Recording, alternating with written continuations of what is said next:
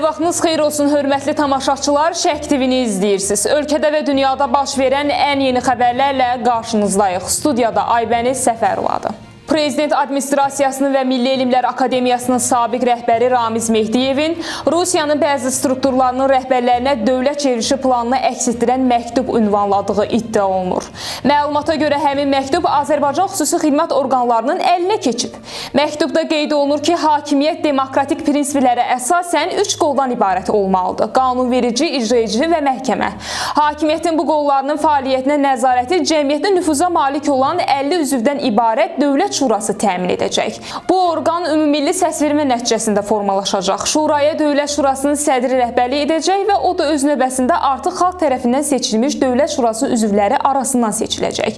Məktubun məzmunu Ramiz Mehdiyevin ölkədə hakimiyyətin dəyişdirilməsi və yeni idarəetmə sisteminin yaradılması planlarını əks etdirir.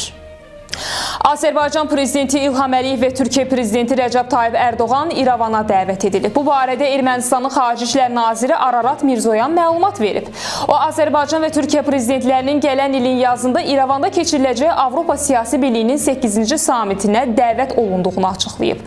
Nazirin sözlərinə görə dəvətlər hələlik şifahi formada təqdim edilib. Qeyd edək ki, Avropa Siyasi Birliyinin növbəti samiti gələn ilin may ayında İrəvanda keçiriləcək. Hələlik Azərbaycan və Türkiyə tərəfləri bu dəvətə rəsmi reaksiya verməyiblər. Səhiyyə Nazirliyinin tabeliyindəki körpələr evində əmək haqqı artımı tətbiq olunacaq işçilər müəyyənləşib. Bununla bağlı Baş nazir Əli Əsədov qərar imzalayıb.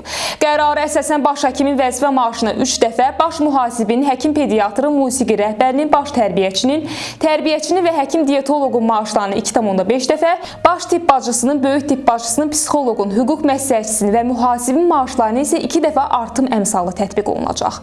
Digər vəzifələr üzrə çalışan əməkdaşların maaşları isə 1,5 dəfə artırılacaq. Qeyd edək ki, bu qərar avqustun 1-dən tətbiq edilir.